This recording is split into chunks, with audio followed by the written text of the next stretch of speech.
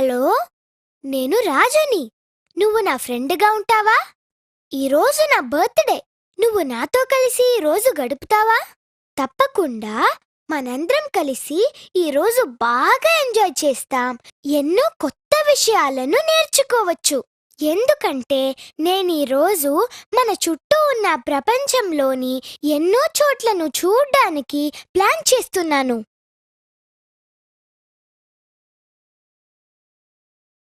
Good morning daddy. Good morning mummy. Good morning Raju. Happy birthday నాన్నా. Thank you daddy. నాకీరోజు చాలా సంతోషంగా ఉంది. నా బర్త్డే పార్టీ ఎప్పుడు? నా ఫ్రెండ్స్ అంతా నాతో ఆడుకోవడానికి ఎప్పుడు వస్తారు? హ్యాపీ బర్త్డే రాజు. నీ బర్త్డే పార్టీ సాయంత్రం 4 గంటలకు. అందుకే కొంచెం సేపటి తర్వాత షాపింగ్కి వెళ్ళాలనుకుంటున్నాను. నువ్వు నాతో వస్తావా? హాయ్, తప్పకుండా. భలే భలే. హలో, అర్జున్ని మాట్లాడుతున్నాను. అరుణ్. ఏమిటి, ఈ ఉదయం ఫ్లైట్కొస్తున్నావా? సంతోషం. అలాగే, మేము తప్పకుండా ఎయిర్పోర్ట్కొస్తాం. రాజు, ముంబై నుండి మీ అరుణ్ మామయ్య, మీ అత్తయ్య మాల, వాళ్ళ అబ్బాయి రాజీవ్ చెన్నై కోయంబత్తూర్ యాత్రలకు వస్తున్నారంట. వాళ్ళిప్పుడు ముంబై ఎయిర్పోర్ట్ నుంచి ఫోన్ చేశారు. మనం వాళ్ళని చెన్నై ఎయిర్పోర్టుకు వెళ్ళి రిసీవ్ చేసుకోవాలి. వాళ్ళు ఈరోజు రాత్రికే కోయంబత్తూర్ వెళ్ళిపోతారంట. మనందరం ఇప్పుడు వాళ్ళని తీసుకురావడానికి ఎయిర్పోర్టుకు వెళ్తున్నాం. అలాగే, వెళదాం. నేను షాపింగ్కి ఎయిర్పోర్ట్ నుంచి వచ్చిన తర్వాత వెళ్తాను. షాపింగ్కి కొంచెం డబ్బు అవసరం. అందుకే వెళ్లేదారిలో బ్యాంక్లోంచి డబ్బులు డ్రా చేసుకుని వెళదాం. మనింట్లో చూసే కొన్ని వస్తువులు ఇక్కడున్నాయి. ఇది ఒక సోఫా. మనం సోఫా మీద కూర్చుంటాం. ఇది ఒక న్యూస్ పేపర్. మనం మన సిటీలో, దేశంలో, ప్రపంచంలో మన చుట్టూ జరిగే విషయాలను గురించి తెలుసుకోవడానికి న్యూస్ పేపర్ని చదువుతాం. ఇది ఒక పుస్తకం. మనం పుస్తకాలను వినోదం కొరకు, జ్ఞానం కొరకు చదువుతాం. ఇది ఒక ఫ్యాన్. గదిలో చల్లగా, సౌకర్యంగా ఉండడానికి ఇది సహాయపడుతుంది. ఇది ఒక టెలిఫోన్. మనకు దూరంగా ఉన్నవారితో మాట్లాడ్డానికి టెలిఫోన్లను ఉపయోగిస్తాం. ఇది ఒక గడియారం. రోజులో ఎంత సమయమైందో గడియారం మనకు తెలుపుతుంది. దీన్ని మనం ఎందుకు పెట్టుకున్నాం? దీన్ని సీట్ బెల్ట్ అంటారు. రాజు, మనం కార్లో వెళ్లేప్పుడు దీన్ని తప్పకుండా పెట్టుకోవాలి. ఒకవేళ కారు సడన్గా ఆగితే దెబ్బలు తగలకుండా ఇది మనల్ని కాపాడుతుంది.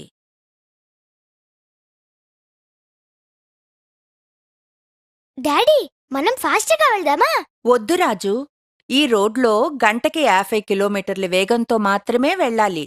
మనం ఆ స్పీడ్ లిమిట్లోనే డ్రైవ్ చెయ్యాలి. లేకపోతే యాక్సిడెంట్లు జరుగుతాయి.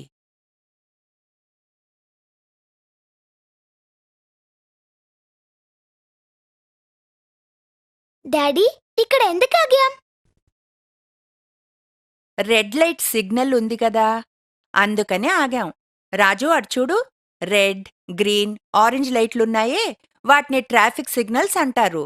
ఇవి ట్రాఫిక్ రాకపోకలను కంట్రోల్ చేయడానికి, యాక్సిడెంట్స్ని తప్పించడానికి హెల్ప్ చేస్తాయి.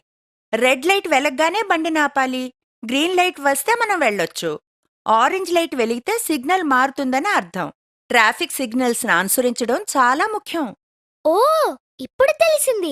ఎవరు దిక్కపోయినా స్కూల్ బస్ని ఎందుకు ఆపుతారో. కారు ప్రయాణము చేసేటప్పుడు తీసుకోవలసిన భద్రతలు. మనం కారులో ప్రయాణించేటప్పుడు ఇక్కడ ఉన్న వాటిని చూస్తాం. రోడ్డు మీద మనం ఎన్నో రకాల కార్లను చూస్తాం. ఇది సీటు బెల్టు. మనం కారులో వెళ్ళేటప్పుడు సీటు బెల్ట్ను పెట్టుకుంటే భద్రంగా వెళ్ళవచ్చు. ఇది స్ట్రీట్ ల్యాంప్, అంటే వీధి దీపం. చీకటి పడినప్పుడు రోడ్డు మీద వెలుతురుగా ఉండడానికి వీటిని ఉపయోగిస్తారు. ఇది స్పీడ్ లిమిట్ గుర్తు. ఏ రోడ్డు మీదైనా సరే ఇలాంటి సిగ్నల్ ఉంటే అది రోడ్డు మీద ఎంత స్పీడ్తో వెళ్ళవచ్చో తెలుపుతుంది. మనం ఎప్పుడూ ఆ స్పీడ్ లిమిట్లోనే వెళ్ళాలి. ఇది ట్రాఫిక్ సిగ్నల్. రెడ్ లైట్ ఉంటే మనం ఆగాలి. గ్రీన్ లైట్ వేస్తే వెళ్ళవచ్చు. ఒకవేళ ఆరెంజ్ లైట్ గనక ఉంటే సిగ్నల్ మారబోతుందని దాని అర్థం. డాడీ ఇదేమిటి? దీన్ని బ్యాంక్ అంటారు రాజు. మన డబ్బుని ఇక్కడ దాచుకోవచ్చు. మనకు అవసరమైనప్పుడు ఇక్కడికి వచ్చి డబ్బుల్ని తీసుకోవచ్చు. బ్యాంకు వాళ్ళు మన డబ్బుని చాలా జాగ్రత్తగా ఉంచుతారు. కొంతకాలం అలాగే ఉంచితే వాళ్ళు మనకు ఇంకా కొంచెం ఎక్కువగా డబ్బిస్తారు. దాన్నే వడ్డీ అంటారు. నేనిప్పుడు నీ పార్టీకి కావలసినవి కొనడానికి కొంత డబ్బుని విత్డ్రా చేయబోతున్నాను.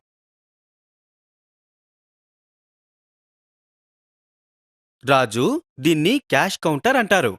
మనం డబ్బుని బ్యాంకులో వెయ్యాలన్నా తీసుకోవాలన్నా క్యాష్ కౌంటర్ దగ్గరికి రావాలి. నేను నా శాలరీ చెక్ను బ్యాంకులో వేసి నా పాస్బుక్ని అప్డేట్ చేయించాలి. డాడీ పాస్బుక్ అంటే ఏమిటి? పాసో ఫెయిలో చెప్పే రిపోర్ట్ కార్డా? కాదు రాజు, బ్యాంకు ప్రతి ఒక్క కస్టమర్కి ఒక అకౌంట్ తెరుస్తుంది. అందులో ఎంత డబ్బు వేశామో, ఎంత డబ్బు తీశామో వాటి వివరాలుంటాయి. అప్పుడు వాళ్ళకి ప్రతి కస్టమర్ అకౌంట్లో ఎంత డబ్బు మిగిలి ఉందో తెలుస్తుంది. ఆ వివరాలన్నీ ఒక పాస్బుక్లో వ్రాయబడో లేక ప్రింట్ చేయబడో ఉంటాయి. దాన్ని వాళ్ళు కస్టమర్స్కిస్తారు. ఓ అలాగా. మరి శాలరీ చెక్ అన్నారు, అదేంటి? అంటే మీ జీతాన్ని చెక్ చేయడమా? ప్రజలెవరైనా ఎవరికైనా కొంత డబ్బు ఇవ్వాలంటే వాళ్ళు వాళ్ళకి చెక్స్ ఇవ్వచ్చు. ఇలాంటిది. ఒకవేళ వాళ్ళకాని బ్యాంక్ అకౌంట్ ఉంటే, మా ఆఫీసులో నా జీతం శాలరీ చెక్ ద్వారా ఇస్తారు. నేను దాన్ని బ్యాంక్లో నా అకౌంట్లో జమ చేస్తాను. తరువాత నా ఇష్టం వచ్చినప్పుడు డబ్బులు తీసుకోవచ్చు. వావ్! అంటే బ్యాంక్లో చాలా పని జరుగుతుంది. అది కొంచెం కష్టంగా ఉంటుందా? అవును, నిజమే. చాలా పనుంటుంది, కష్టమే. ఈ రోజుల్లో చాలా బ్యాంకుల్లో ఇలాంటి కంప్యూటర్స్ ఉన్నాయి. ఎక్కువగా రోజువారీ పనులు చేయడానికి, అంటే డైలీ ట్రాన్సాక్షన్లు అవి చేయడానికి. డాడీ ఇదేంటి? దీన్ని ఏటీఎం అంటారు. ఇది ఒక ఆటోమేటిక్ టెల్లర్ మెషిన్. ఈ ఏటీఎం కార్డు సహాయంతో మనం డబ్బుని తీసుకోవచ్చు. మన అకౌంట్లోని బ్యాలెన్స్ని చెక్ చేసుకోవచ్చు. రోజూ ఏ సమయంలోనైనా సరే. ఒకవేళ బ్యాంకు మూసి ఉన్నా కూడా ఏటీఎంలు దాదాపు 24 గంటలు తెరిచే ఉంటాయి. అంటే ఎప్పుడైనా సరే, పగలు కానివ్వు, రాత్రి కానివ్వు. ఇది డబ్బు. డబ్బును మనం ఎన్నో విధాలుగా వాడతాం. ఉదాహరణకు మార్కెట్లో ఏవైనా కొనడానికి, లేక స్కూల్లో ఫీజులవి కట్టడానికి. డబ్బుతో మనం ఎంతో జాగ్రత్తగా ఉండాలి. ఇది చెక్కు. మనం చెక్కుని ఎవరికైనా డబ్బు ఇవ్వడానికి కానీ, లేదా బ్యాంక్ అకౌంట్ నుంచి డబ్బును తీసుకోవడానికి కానీ ఉపయోగిస్తాం. ఇది డిపాజిట్ స్లిప్. ఎవరైనా మనకు డబ్బిచ్చినా లేదా చెక్కులిచ్చినా మన బ్యాంక్ అకౌంట్లో వెయ్యడానికి ఈ డిపాజిట్ స్లిప్లను ఉపయోగిస్తాం. అలాంటి డిపాజిట్ స్లిప్లో మన బ్యాంక్ అకౌంట్ నెంబరు అది రాసి పూర్తి చేయాలి. అలాగే మనం వెయ్యబోయే డబ్బు మొత్తాన్ని, లేక చెక్కు వేయబోతే చెక్కు యొక్క నెంబర్ని, డబ్బైతే నోట్ల వివరాలను లేదా చిల్లర వివరాలను, తరువాత జమ చేసేటటువంటి తారీఖు మొదలైనవి రాయాలి. ఇది విత్డ్రా స్లిప్. మనం మన బ్యాంక్ అకౌంట్ నుంచి డబ్బులు తీసుకోవాలనుకుంటే దీన్ని ఉపయోగిస్తాం. అందులో మన అకౌంట్ యొక్క నెంబరు, ఆ రోజు తారీఖు, మనం తీసుకోబోయే డబ్బు యొక్క మొత్తం వివరాలు అందులో రాయాలి. ఇది పాస్బుక్. మన బ్యాంక్ అకౌంట్లోని పూర్తి ట్రాన్సాక్షన్స్ వివరాలన్నీ ఈ పాస్బుక్లో ఉంటాయి. మన అకౌంట్లో డబ్బుని జమ చేసిన తారీఖులు, డబ్బును తీసుకున్న తారీఖులు వగైరాలన్నీ ఉంటాయి. అప్పుడు మన బ్యాంక్ అకౌంట్లో ఎంత డబ్బు మిగిలిందో కూడా మనం చూసుకోవచ్చు. మనం మన పాస్బుక్లను క్రమంగా బ్యాంక్లో అప్డేట్ చేసుకుంటూ ఉండాలి. Demand draft. దీన్ని డిమాండ్ డ్రాఫ్ట్ లేదా డీడీ అంటారు. కొన్నిసార్లు మనం ఎవరికైనా డబ్బునివ్వాల్సొస్తే చెక్కుకు బదులుగా ఈ డీడీని ఉపయోగిస్తాం. ఇది ఒకలా చెప్పాలంటే చెక్కులాంటిదే. డీడీ అయితే మనం ముందుగానే బ్యాంకులో డబ్బుని జమ చెయ్యాలి. అప్పుడు వాళ్ళు మనం ఎవరికైతే డబ్బునివ్వాలో వారి పేరు మీద డీడీనిస్తారు. ఇది ఏటీఎం, అంటే ఆటోమేటిక్ టెల్లర్ మెషిన్. ఏటీఎం మనకు కొన్ని బ్యాంక్ ట్రాన్సాక్షన్లు చేయడానికి సహాయపడుతుంది. ఎలా అంటే డబ్బులు తీసుకోవడానికి, ఎంత డబ్బు బ్యాలెన్స్ ఉందో తెలుసుకోవడానికి మనం బ్యాంకుకు వెళ్లకుండానే, అంటే ఏటీఎం వద్దనే తెలుసుకోవచ్చు. దీనిలోని సౌకర్యం ఏమిటంటే ఇది 24 గంటలు పనిచేస్తుంది. ఇది ఏటీఎం కార్డ్. ఏటీఎం కార్డ్ని డబ్బులు విత్డ్రా చేసుకోవడానికి వాడతారు. ముందుగా మనం ఏటీఎం కార్డ్ని ఏటీఎం లోపల పెట్టాలి. తర్వాత ఒక సీక్రెట్ నంబర్ని వాడాలి. పర్సనల్ ఐడెంటిఫికేషన్ నంబర్ లేదా పిన్ని వాడాలి. అప్పుడే మనం డబ్బుల్ని తీసుకోగలుగుతాం. దీని ఉద్దేశం ఏమిటంటే మనల్ని మనం ఏటీఎంకి పరిచయం చేసుకుంటాం. దీనివల్ల మనకు ఉపయోగం ఏమిటంటే ఇతరులు మన అకౌంట్ని దుర్వినియోగపరచలేరు. పోస్టాఫీస్ వస్తుంది. అక్కడికి ఒక నిమిషం వెళదామా? నాకు కొన్ని స్టాంపులు కావాలి. రాజు, దీన్ని పోస్టాఫీస్ అంటారు. ప్రజలు లెటర్స్ పంపాలనుకున్నా, టెలిగ్రాములు పార్సిళ్లు పంపాలనుకున్నా ఈ పోస్టాఫీస్ ద్వారా పంపవచ్చు. ప్రజలు తమ లెటర్స్ని ఇలాంటి పోస్టు బాక్సుల్లో పోస్టు చేస్తారు. అవి వీలుగా ఉన్న అన్ని చోట్లా ఉంటాయి. ఆ తరువాత ఆ లెటర్స్ అన్నింటినీ తీసి పోస్టాఫీసులకు చేరుస్తారు. ఆ తరువాత ఊర్ల ప్రకారంగా వాటిని విడివిడిగా పెడతారు. ఆ తరువాత వాటిని చేరవలసిన చోట్లకు పంపుతారు. ఆ తరువాత అక్కడి పోస్ట్ మ్యాన్ వాటిని చేర్చవలసిన అడ్రస్లకు చేరుస్తాడు. ప్లీజ్, నాకు ఓ 25 రూపాయల స్టాంపులు ఇస్తారా? మమ్మీ, ఈ స్టాంపులు దేనికి వాడతారు? మనం పోస్ట్ ద్వారా లెటర్స్ని పంపాలనుకుంటే దాని విలువకు సరిపోయే స్టాంప్ని మనం కవర్ మీద అతికించాలి. ఇక్కడ ఈ కవర్ల మీద ఉన్నట్లు. మన ఉత్తరాలు చేర్చినందుకు పోస్టాఫీస్ చేసే సేవలకు మనం డబ్బు చెల్లించే విధానం ఇది. టెస్ట్ కాకుండా పోస్ట్లో ఇంకా ఏవేం పంపొచ్చు? మనం పార్సెల్స్ని కూడా పంపొచ్చు. గుర్తుందా, పోయినసారి నీ బర్త్డేకి రాజీవ్ ఢిల్లీ నుంచి పోస్ట్లో పార్సెల్ ద్వారా నీకో బొమ్మ కార్ని పంపాడు. ఓ అవును, నాకు గుర్తుంది. చాలా మంచి బొమ్మ. అయితే అంకుల్ పార్సెల్లో పంపించుంటారు. అవును, చూడు, వాళ్ళు బరువుగా ఉన్న పార్సెల్స్ని వెయ్యి చేస్తున్నారు. దానికి ఎక్కువ పోస్టల్ ఛార్జీ అవుతుంది. మమ్మీ, ఢిల్లీలోని మా కజిన్కి లెటర్ రాస్తే రేపు చేరుతుందా? లేదు రాజు, పోస్టల్ సర్వీస్ అంటే సహజంగా 3-4 రోజులు పడుతుంది. ఒకవేళ చాలా అర్జెంట్ అయితే స్పీడ్ పోస్ట్ అనే ఒక సౌకర్యం ఉంది. అందులో పంపితే లెటర్ 2వ రోజే చేరుతుంది. దీనికి డబ్బులు కొంచెం ఎక్కువే అవుతాయి. మనీ ఆర్డర్ అంటే ఏంటి? వేరే ఊరిలో ఉన్నవారికి డబ్బులు పంపే విధానమది. ఉదాహరణకు, ప్రతి నెలా నేను గ్రామంలో ఉన్న మా ముసలి మావయ్య కొరకు 1000 రూపాయలు మనీ ఆర్డర్ పంపుతున్నాను. నేనా డబ్బుని ఇక్కడ పోస్టాఫీసులో కట్టి మనీ ఆర్డర్ ఫామ్లో రాస్తాను. అందులో ఏవైనా చెప్పాలనుకున్నా కూడా రాయవచ్చు. మన ఊళ్ళో ఉన్న పోస్టాఫీస్కి అది పంపబడుతుంది. అక్కడ్నుండి పోస్ట్మ్యాన్ డబ్బుల్ని తీసుకొని మనం రాసిన విషయాలను మామయ్యకు వాళ్ళ ఇంట్లో అందజేస్తాడు. నాకు మన పోస్ట్ మ్యాన్ రామ్దయాల్ అంకుల్ తెలుసు. ఆయనకి లేడే? అతను నీకెలా తెలుసు? స్కూల్ రిపోర్ట్ కార్డ్ ఆయనే తెచ్చిస్తాడు. అప్పుడు మీ ముఖం చూడాలి. రామ్దయాల్ లెటర్స్ ఇవ్వడానికి వెళ్ళి ఉంటాడు. వెళదాం పదా, ఎయిర్పోర్ట్కి లేట్ అవుతుంది. పోస్టాఫీస్. మనం పోస్టాఫీస్లో చూసే కొన్ని వస్తువులివి. ఇది ఒక పోస్ట్ బాక్స్. పట్టణాల్లోనూ టౌన్లలోనూ సౌకర్యంగా ఉండే వేర్వేరు చోట్లల్లో ప్రజలు తమ ఉత్తరాలను అందులో వెయ్యడానికి ఈ పోస్ట్ బాక్సులను పెడతారు. ఇది పోస్టేజ్ స్టాంప్. పోస్టు ద్వారా మనం పంపే ప్రతి కవరు మీద దానికి సరైన విలువ కలిగిన స్టాంపుని అతికించాలి. సహజంగా కవరు బరువు ఎంత ఎక్కువైతే అంత ఖరీదైన స్టాంపుని అతికించాలి. ఇది మనీ ఆర్డర్ ఫామ్. పోస్టు ద్వారా ఎవరికైనా మనం డబ్బులు పంపాలనుకుంటే ఈ ఫామ్ని నింపి పంపవచ్చు. మనం ఎవరికైతే పంపుతున్నామో ఆ స్థానిక పోస్టాఫీసులకు ఇది పంపబడుతుంది. అప్పుడు అక్కడుండే పోస్ట్ మ్యాన్ పంపబడ్డ వ్యక్తికి అందజేస్తాడు. ఇది పోస్ట్ పార్సల్. స్థానిక పోస్టాఫీసులో బుక్ చేసి మనం ఇటువంటి పార్సల్స్ని పోస్టు ద్వారా పంపవచ్చు. ఇది ఇన్లాండ్ లెటర్. మనం దీనిపైన సరైన అడ్రస్ను రాసి ఏ పోస్ట్ బాక్స్లోనైనా సరే వెయ్యవచ్చు. ఆ తరువాత అది దానికి సంబంధించిన వ్యక్తికి అందజేయబడుతుంది. ఇది పోస్ట్ కార్డ్. ఇన్లాండ్ లెటర్ మరియు ఎన్వెలప్ కంటే తక్కువ ఖరీదైనవి. కాబట్టి ప్రజలు తక్కువ ఖర్చుతో పోస్ట్ కార్డు ద్వారా ఉత్తరం రాయవచ్చు. ఇది పోస్టల్ ఎన్వలప్. మనం మన లెటర్స్ని వ్రాసి లేదా ప్రింట్ చేసి దీని లోపల పెట్టి పంపవచ్చు. దీన్ని ఏ పోస్ట్ బాక్స్లోనైనా సరే పోస్ట్ చేయవచ్చు.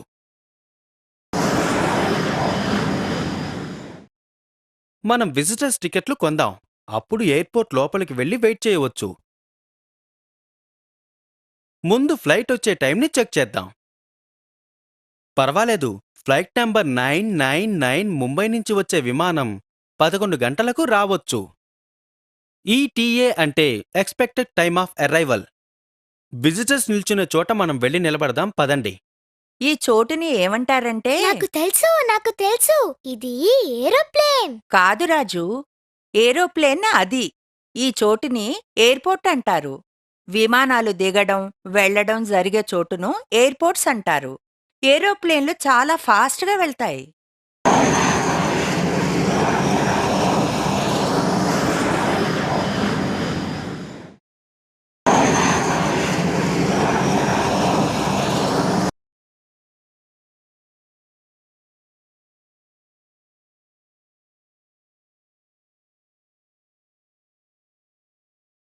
ఓ, ఇంత త్వరగా చెన్నై వచ్చేసామా? భలే భలే. మీ మామయ్య ప్లేన్లో ముంబై నుంచి చెన్నైకి దాదాపు 2 గంటల్లో వచ్చేస్తారు. ఒకవేళ ఆయన రైల్లో గాని వస్తే దాదాపు 24 గంటలు లేదా ఇంకా ఎక్కువే టైం పడుతుంది. చూడు రాజు, వాళ్ళు వాళ్ళ లగేజ్ని తీసుకోవడానికి వెళ్లారు. వాళ్ళు ముంబై నుంచి ప్లేన్లో తెచ్చిన లగేజ్ కన్వేయర్ బెల్ట్ మీద వస్తుంది.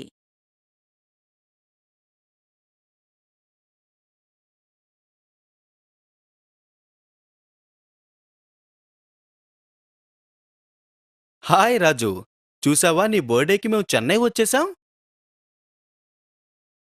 అంకుల్, ముంబై నుంచి నాకు ఏం తెచ్చారు? రాజు, అలా అండం మర్యాద కాదు. ముందుగా వాళ్ళకి నమస్కారం చెప్పు. నమస్తే ఆంటీ. నమస్తే అంకుల్. ఎలా ఉన్నారు? హాయ్ రాజీవ్. నాకు తెలుసు రాజు, నువ్వు ఎయిర్పోర్టుకు వస్తావని. అందుకే దీన్ని నా చేతిలోనే పట్టుకువచ్చాను. హాయ్, త్వరగా తీ. అందులో ఏముందో చూడాలి. అదేమిటి రాజు, ముందు వాళ్ళకి థ్యాంక్స్ చెప్పు. మనం ఇంటికి వెళ్ళిన తర్వాత నీ గిఫ్ట్ని విప్పి చూడొచ్చు. Thank you uncle.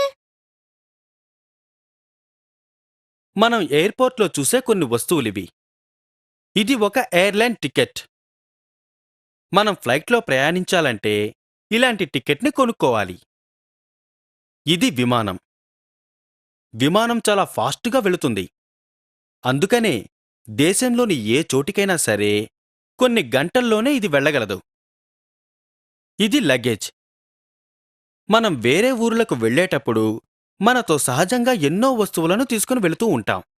అంటే మన బట్టలు, వ్యక్తిగత సామాన్లు మొదలైనవి.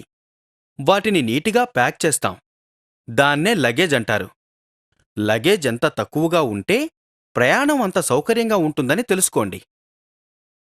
ఇతను పైలట్. పైలట్ విమానాన్ని నడుపుతాడు. పైలట్ అవ్వాలంటే చాలా కష్టమైన ట్రైనింగ్ తీసుకోవాల్సి ఉంటుంది. ఈ ప్రోగ్రాం ఏమిటి అరుణ్? అర్జెంటు పనుంది, అందుకే ముందు మా చెన్నై బ్రాంచ్కు వెళ్ళాలి. అది అడయార్లో ఉంది. ఇక్కడ నుండి అడయార్ చాలా దూరమా? అంత దూరమేమీ కాదు. నేను నిన్ను కారులో డ్రాప్ చేస్తానులే. నేను రాజుని తీసుకుని షాపింగ్ మాల్కి వెళ్తాను. మేం పబ్లిక్ బస్సులో వెళ్తాంలేండి. మాలా, నువ్వు మాతో వస్తావా? లేదు, నేను కొంచెం రెస్ట్ తీసుకుంటాను. రాజీవ్ కూడా అలసిపోయిన్నాడు, అందుకని అతను నాతోనే ఉంటాళ్లే. రాజు, ఇది బస్ కోసం క్యూ. ప్రజలు ముందు వచ్చినవారు ముందుగా అలా క్యూలో నుంచుంటారు. మనం ఎప్పుడూ క్యూలో సరిగ్గా నిల్చోవాలి. అప్పుడు అందరూ సౌకర్యంగా బస్లోకి ఎక్కగలుగుతారు. తోసుకోవడం, తొక్కిసలాట్లనేవి లేకుండా. ఒక్కోసారి అది చాలా డేంజర్ తెలుసా? ఎప్పుడూ గుర్తుంచుకో రాజు, బస్సులోకి పూర్తిగా ఆగిన తరువాతే ఎక్కాలని. కదిలే బస్సులో ఎక్కడంగాని దిగడంగాని చేస్తే కిందపడి దెబ్బలు తగలొచ్చు. మనం బస్ స్టాప్లో వీటిని చూస్తాం. ఇది బస్సు. బస్సులు ప్రజల ప్రయాణ వాహనాలు. ఇవి నిర్ధారించిన మార్గాల్లో, నియమిత చోట్లలో ఆగుతూ వెళుతూ ఉంటాయి. ఇది బస్సు క్యూ. ఇలాంటి క్యూ వలన ప్రజలు ఒకరినొకరు తోసుకోకుండా క్రమబద్ధంగా బస్సులోనికి ఎక్కడానికి, దిగడానికి సహాయపడతాయి. మమ్మీ, నేను కిటికీ పక్కన కూర్చుంటాను. అలాగే.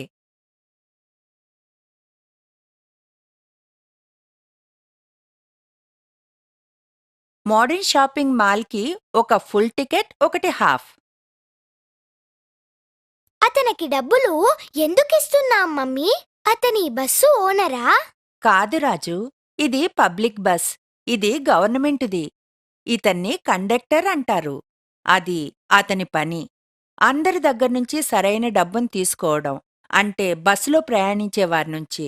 మనం బస్సులోంచి దిగేంత వరకు అతను మనకిచ్చిన టికెట్ని మన దగ్గర జాగ్రత్తగా ఉంచుకోవాలి. ట్రావెలింగ్ టికెట్ ఎగ్జామినర్ అంటే టీటీఈ ఏ స్టాప్లో అయినా సరే ఎక్కి చెక్ చేయొచ్చు బస్సులో ప్రయాణించే వారందరూ టికెట్ తీసుకున్నారా లేదా అని. మనం మన టికెట్ని ఆ టీటీఈకి చూపించాలి, అతను వచ్చి అడిగితే. గుర్తుంచుకో, టికెట్ తీసుకోకుండా ఏ పబ్లిక్ ట్రాన్స్పోర్ట్లో అయినా సరే వెళ్ళడం తప్పు అని. రాజు, నువ్వు లేచి ఆ పెద్దాయన కూర్చోవడానికి నీ సీట్నివ్వు. గుర్తుంచుకో రాజు, మనం ఎప్పుడూ పెద్దలను గౌరవించాలని, వీలైనంత సహాయం చేయాలి అని. మనం దిగాల్సిన స్టాప్ వస్తుంది, వెళ్దాం పద. బస్సులో ప్రయాణించేటప్పుడు మనం ఇలాంటివి చూస్తాం. ఇది బస్సు టికెట్టు.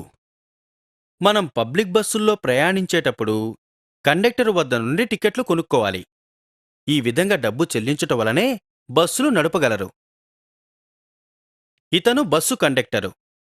బస్సులోని కండక్టరు యొక్క పని ఏమిటంటే బస్సులో ప్రయాణం చేసే ప్రయాణికులకు టికెట్లను ఇవ్వడం. ఈ బిల్డింగ్ చాలా పెద్దగా ఉంది మమ్మీ. అవును రాజు, చాలా పెద్దదే. దాని లోపల 200 కంటే ఎక్కువ షాపులున్నాయి. ఇలాంటి షాపింగ్ మాల్స్ వలన లాభం ఏమిటంటే దాదాపు షాపింగ్ అంతా ఒకే చోట పూర్తి చేసుకోవచ్చు. ఇక్కడ చాలా మంది ఉన్నారు. మనం తప్పిపోతే అందుకే నా చేతిని గట్టిగా పట్టుకో మమ్మీ. భయపడకు రాజు, నా చేతిని గట్టిగా పట్టుకో. షాపింగ్ చేసినంతసేపు ఏమీ కాదు. సరే, ఏదేమైనా ఒకవేళ ఇంతమంది మధ్యలో నువ్వు ఒకవేళ తప్పిపోయినా భయపడకూడదు. నువ్వు మాల్ మేనేజర్ దగ్గరికెళ్ళి లేదా సెక్యూరిటీ ఆఫీసర్ వద్దకెళ్ళి అడగాలి సహాయం చేయమని. వాళ్ళు నీ పేరు అడిగి అనౌన్స్ చేసి పబ్లిక్ అడ్రస్ సిస్టమ్ ద్వారా నన్ను వెతుకుతారు. చూడు, రామ్ అనే కుర్రాడు బహుశా తప్పిపోయినట్లున్నాడు వాళ్ళ డాడీ దగ్గర్నుంచి.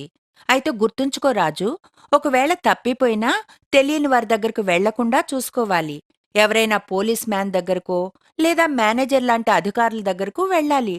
అలాగే పబ్లిక్ ప్లేస్లో చాలా మంది ఉన్న చోట ఉండేలా చూసుకోవాలి. అలా ఉంటే జాగ్రత్తగా ఉండవచ్చు. అపరిచితులను గురించి నేను చెప్పింది బాగా గుర్తుంచుకుంటావు కదూ? అలాగే మమ్మీ. నేను తెలియని వాళ్ళ దగ్గరకు వెళ్ళను. వాళ్ళిచ్చే గిఫ్ట్స్, స్వీట్స్ ఏవి తీసుకును.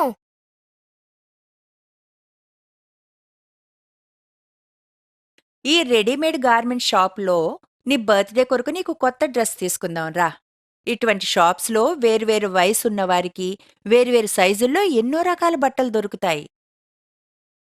స్వాగతం, సుస్వాగతం. చెప్పండి, మీకు ఏం చూపించమంటారు? హాఫ్ స్లీవ్ షర్ట్, ఒక జత హాఫ్ ప్యాంట్స్ చూపించండి, కుర్రాడి సైజువి. మమ్మీ, రాజీవ్కి కూడా షర్ట్ కొందాం. లేకపోతే బాధపడతాడు నేను మాత్రం ఈ రోజు కొత్త డ్రెస్ వేసుకుంటే. అవును రాజు, చాలా మంచి మాట చెప్పావు. అలా ఆలోచించడం చాలా మంచి అలవాటు. ఇప్పుడేం చేయాలి? ముందుగా ఇది కొనాలన్న ఐడియా లేదు కదా, అందుకని బహుశా డబ్బులు సరిపోవు. గుర్తొచ్చింది, నా క్రెడిట్ కార్డ్ని వాడతాను. అయితే మనం డబ్బు ఇవ్వకర్లేదా మమ్మీ? క్రెడిట్ కార్డ్ ద్వారా ఇస్తే ఇప్పుడు క్యాష్ ఇవ్వనవసరం లేదు. కనుక రాజీవ్ కోసం ఒక షర్ట్ కొందాం. మనం డబ్బు ఇవ్వకర్లేదా? భలే, అయితే మనం ఇంకా కొనుక్కుందాం. వాటికి మనం డబ్బు చెల్లించాలి రాజు. అందులోని సౌకర్యం ఏమిటంటే వీటికి డబ్బు తర్వాత చెల్లించవచ్చు. చూడు రాజు, ఇది క్రెడిట్ కార్డ్. మనం క్రెడిట్ కార్డ్ ద్వారా చెల్లిస్తే మనకి కార్డునిచ్చిన బ్యాంకు మనకు బదులుగా షాప్ వానికి డబ్బులిస్తుంది. తర్వాత మన దగ్గర నుంచి బ్యాంకు వసూలు చేస్తుంది. మనం బ్యాంకుకి త్వరగా తిరిగి ఇచ్చేసేలా చూసుకోవాలి. లేదంటే మనం ఎక్కువ చెల్లించాల్సొస్తుంది. ఎందుకంటే బ్యాంకు మనకు వడ్డీ వేస్తుంది.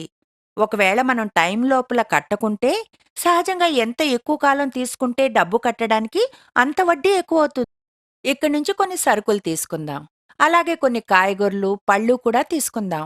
ఈ పళ్ళని చూడు, పైనాపిల్స్, యాపిల్స్, గ్రేప్స్, బనానాస్. ఈరోజు పార్టీ కొరకు కొన్ని కూరగాయలు, పళ్ళు కూడా తీసుకుని వెళదాం. ఆ బుట్టని ఎందుకు కొంటున్నావు మమ్మీ? నేను బుట్టను కొనడం లేదు రాజు. మనం షాపులోంచి కొనే వస్తువుల్ని తీసి ఇందులో పెట్టుకుని, తరువాత వాటిని బిల్ వేసే చోటుకి తీసుకుని వెళ్ళాలి. ఇది సెల్ఫ్ సర్వీస్ షాప్. దాదాపు అన్ని సూపర్ మార్కెట్లలోనూ అంతే. మనం షాప్ అంతా తిరిగి, మనకు కావలసినవి తీసుకుని, వాటిని బిల్ చేసే కౌంటర్ దగ్గరకు తీసుకెళ్ళాలి బిల్ వేయడం కోసం. సరే, తీసుకుందామా? చూడ్రాజు, ఈ బ్రెడ్ ప్యాకెట్ మీద ఈరోజు డేట్ వేసుంది. అంటే ఇది ఫ్రెష్‌దన్నమాట. మనం ఎప్పుడూ ఫ్రెష్‌గా ఉన్న వాటినే ఎంచుకోవాలి. చాలా సామాన్ల ప్యాకింగ్ మీద అవి ఎంతకాలం వరకు ఫ్రెష్‌గా ఉంటాయో కూడా డేట్ వేసి ఉంచుతారు.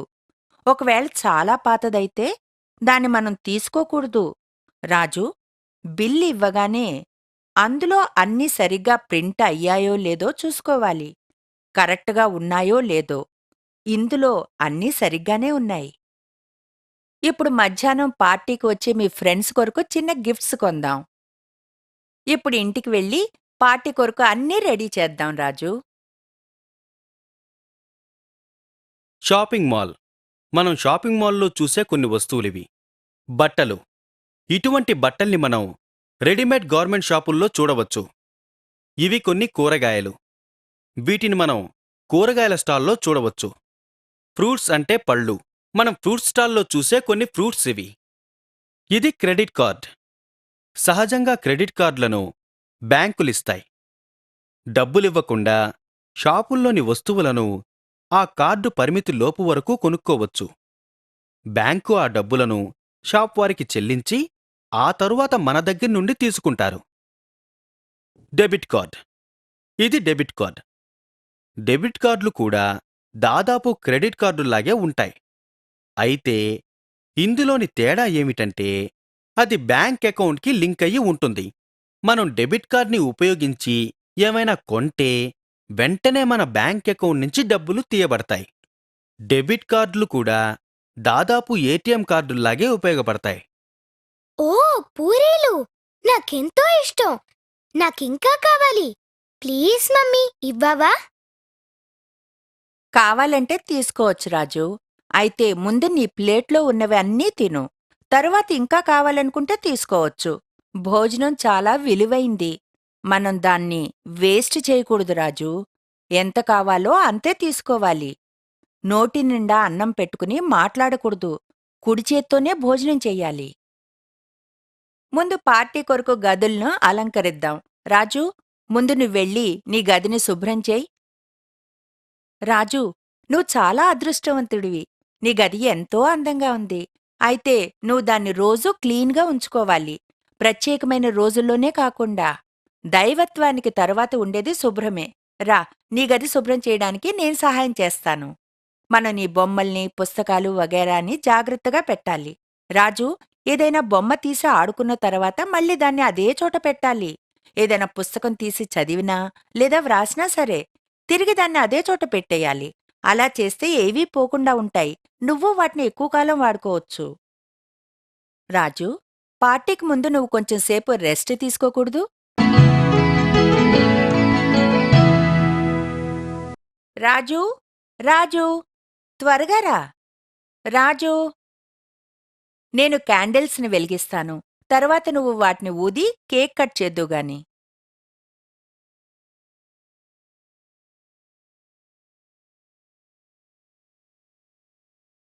హ్యాపీ బర్త్డే రాజు.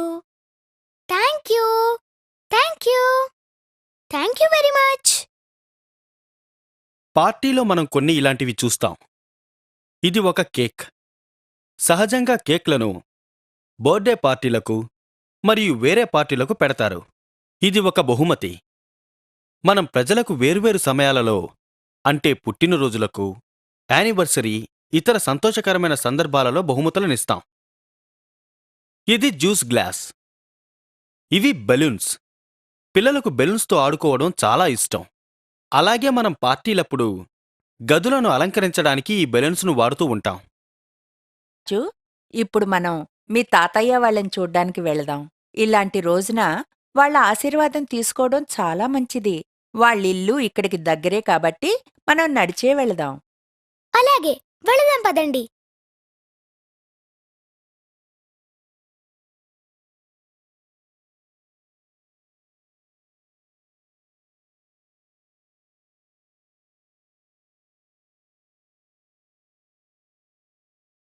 మనం ఎవరినైనా చూడ్డానికి వెళ్ళేప్పుడు ముఖ్యంగా పెద్దవారిని మనతో పళ్ళు గాని, ఏమైనా గిఫ్ట్స్ గాని తీసుకెళ్ళడం అనేది చాలా మంచి ఆలోచన. చూడు రాజు, నడిచి వెళ్ళేవాళ్ళు ఫుట్పాత్ మీద నడవడం మంచిది.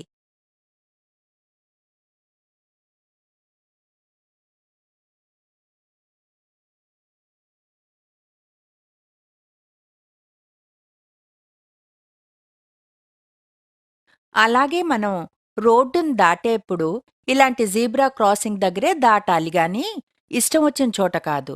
రోడ్డును దాటేప్పుడు ట్రాఫిక్ని వెళ్ళనివ్వాలి. తర్వాత ఎడం వైపు నుంచి కుడివైపుకు ఏవీ బళ్ళు రావడం లేదని చూసి, అలాగే కుడివైపు నుంచి ఎడం వైపుకు చూసి దాటాలి, దగ్గర్లో ఎలాంటి బళ్ళు రానప్పుడు.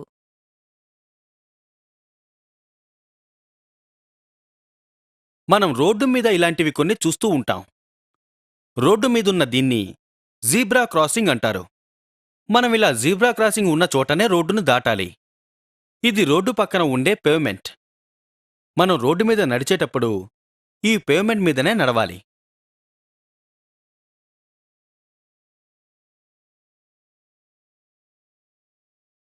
నమస్తే తాతయ్య. నమస్తే నాయనమ్మ. ఓ, ఈరోజు నీ బర్త్డే కదా రాజు. దీర్ఘాయుష్మాన్ భవ. బర్త్డేని బాగా ఎంజాయ్ చేశావా? రాజు, మీ ఫ్రెండ్స్ అంతా వచ్చారా? సారీ, నేను పార్టీకి రాలేకపోయాను. ఓ, నాకు ఇంకో గిఫ్ట్. ఎంత బాగుందో. ఈరోజు చాలా సంతోషంగా గడిచింది. నా ఫ్రెండ్స్ చాలా మంది వచ్చారు. మాకు ఇష్టమైనవి తిన్నాం. నాకు ఎన్నో గిఫ్ట్స్ వచ్చాయి. నేను చాలా నేర్చుకున్నాను. మన పక్కింటావిడ మిసెస్ గుప్తా గుర్తుందా? అనుకోకుండా గతవారం ఆమెకు జబ్బు చేసింది. ఆమెను గెట్వెల్ హాస్పిటల్లో అడ్మిట్ చేశారు. వాళ్ళామెకు అక్కడ ఆపరేషన్ కూడా చేశారు. ఇప్పుడామె కోలుకుంటుంది. అయితే ఇంకా హాస్పిటల్లోనే ఉంది. అయ్యో పాపం, ఆవిడెంతో నిరాశలో ఉండుంటుంది. రాజు, ఇంటికి వెళ్లే ముందు హాస్పిటల్కి వెళ్ళి గుప్తా ఆంటీని చూసి వెళ్దాం.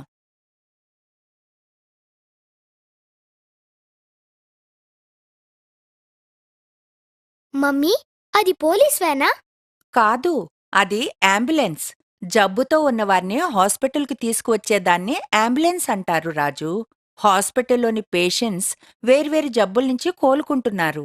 కనుక వారికి విశ్రాంతి, శాంతి ఎంతో అవసరం.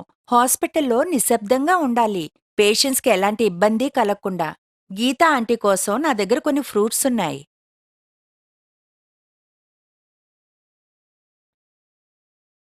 ప్లీజ్, మేము మిసెస్ గుప్తాని చూడాలి. ఆమె రూమ్ నంబర్ 312లో ఉన్నారు. అది థర్డ్ ఫ్లోర్లో ఉంది. మీరు త్వరగా వెళ్ళండి. విజిటింగ్ అవర్స్ 4 నుంచి 7 గంటల వరకే. ఇంకా 15 నిమిషాలే ఉంది. మమ్మీ, ఆమె యూనిఫామ్ ఎందుకు వేసుకుంది? స్కూల్కి వెళ్తుందా? కాదు రాజు, ఆమె నర్స్. ఆమె హాస్పిటల్లో పేషెంట్స్ని చూసుకుంటుంది. గుప్తా ఆంటీని మనం చూడాలని అనుకున్నప్పుడు ఎందుకు చూడకూడదు? వాళ్లకు స్పెషల్గా వేరే టైం ఎందుకుంటుంది? మనం మెట్లు ఎక్కకుండా లిఫ్ట్లో ఎందుకు వెళ్ళకూడదు? పేషెంట్స్కి విశ్రాంతి కావాలి కదా, అందుకనే వాళ్ళని చూసే టైం కూడా కొంచెంగానే ఉంటుంది. లిఫ్ట్ని పేషెంట్స్ కొరకు, ఎమర్జెన్సీ కొరకు వదిలి మనం నడవగలం కనుక మెట్ల మీద నుంచి వెళ్ళాలి. మమ్మీ, ఐసీయూ అంటే ఏమిటి? ఇది ఇంటెన్సివ్ కేర్ యూనిట్ రాజు. పేషెంట్స్ పరిస్థితి సీరియస్గా ఉన్నా లేదా ఆపరేషన్ చేసిన వెంటనే వాళ్ళని ఐసీయూలో ఉంచుతారు. వాళ్లను డ్యూటీలో ఉన్న డాక్టర్లు, నర్సులు చాలా జాగ్రత్తగా చూసుకుంటారు. 24 గంటలు. సహజంగా విజిటర్స్ని ఐసీయూ లోపలికి వెళ్ళనివ్వరు. ఎందుకంటే పేషెంట్స్కి ఏదైనా ఇన్ఫెక్షన్ వస్తుందని. వాళ్ళు చాలా వీక్గా ఉంటారు కనుక.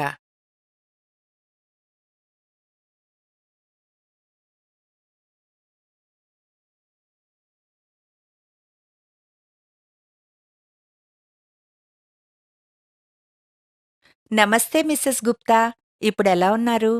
ఓ మాయా, మిమ్మల్ని చూసి చాలా సంతోషం కలిగింది. ఇప్పుడు బాగానే ఉన్నాను. నన్ను వీళ్ళు చాలా బాగా చూసుకున్నారు. ఎలా ఉన్నారు గుప్తా ఆంటీ? మీకు ఇంజెక్షన్ అంటే భయమా? బాధపడకండి, మీకు త్వరగా బాగవుతుంది. ఈ పుస్తకం మీకు గిఫ్ట్గా తెచ్చాను. ఓ, నా కోసం ఇది తెచ్చినందుకు చాలా సంతోషంగా ఉంది. నేనిది తప్పకుండా చదువుతాను. ఇది నాకు ప్రేమతో, ముఖ్యంగా రాజు ఇచ్చినందున. నాకు ఏదైనా ఇవ్వాలన్న ఆలోచన వచ్చినందుకు చాలా సంతోషం బాబూ. ఇక్కడ మీకు రోజంతా బోర్ కొడుతుందిగా, అప్పుడు మీరు ఈ పుస్తకం చదువుకోండి, బోర్ కొట్టదు.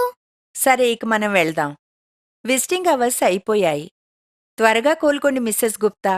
ఇంకొక రోజు మళ్ళీ వస్తాంలే. మనం హాస్పిటల్లో ఇటువంటివి చూస్తూ ఉంటాం. ఇది ఒక అంబులెన్స్.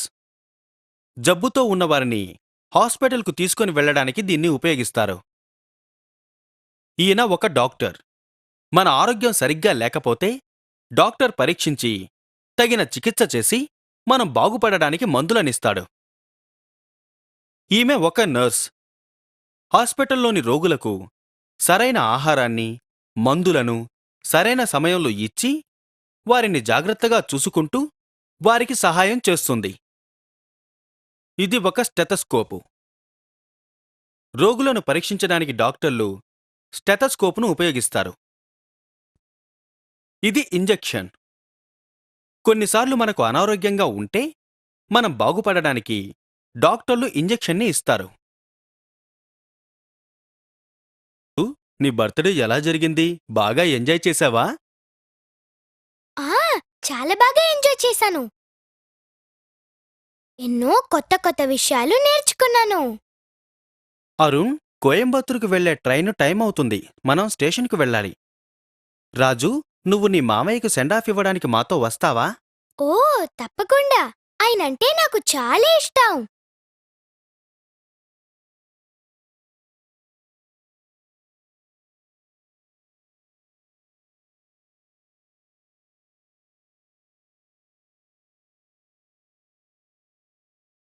నేను కార్ని పార్క్ చేసి వస్తాను. మీరంతా ఇక్కడే వెయిట్ చేయండి.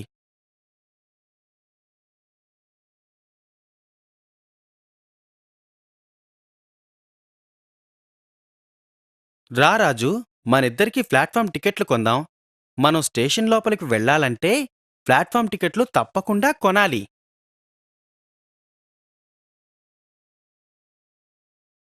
మనం రిజర్వేషన్ కన్ఫర్మ్ అయిందో లేదో చూద్దాం. Coach number A1.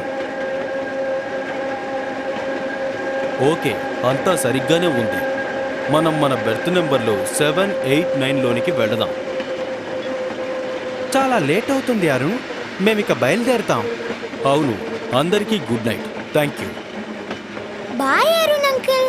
ప్లీజ్ వచ్చేసారి మాతో ఇంకా ఎక్కువ రోజులు ఉండాలి. నేను రాజీవ్తో ఆడుకుంటాను. రాజీవ్కు సమ్మర్ హాలిడేస్ ఇచ్చినప్పుడు మేం వచ్చి ఒక వారం రోజులు నీతో గడుపుతాం. ఓ, 10 అయిపోయింది రాజు. నువ్వు రోజూ పడుకునే టైం దాటిపోయింది. అవును మమ్మీ, నేను చాలా అలసిపోయాను. అయితే ఈ రోజు చాలా బాగుంది. ఒక్క రోజులో నేను ఎప్పుడు ఇన్ని చోట్లకు వెళ్ళలేదు. Thank you very much. Good night. మనం రైల్వే స్టేషన్లో ఇలాంటివి చూస్తూ ఉంటాం. ఇది ప్లాట్ఫామ్ టికెట్. మనం ఎవరినైనా పంపడానికి లేదా తీసుకుని రావడానికి స్టేషన్కు వెళితే లోపలికి వెళ్ళడానికి ఈ ప్లాట్ఫామ్ టికెట్ని తప్పకుండా కొనుక్కోవాలి. ఇది రైలు. చాలామంది, అంటే దాదాపు 1000 మంది ఒకేసారి ఒక రైల్లో ప్రయాణం చెయ్యవచ్చు. ఇది రైల్వే టికెట్. మనం రైల్లో ప్రయాణించాలంటే ఈ టికెట్టును తప్పకుండా కొని తీరవలసిందే. మీరంతా బాగా ఎంజాయ్ చేశారనుకుంటా. మళ్ళీ కలుద్దాం. బాయ్.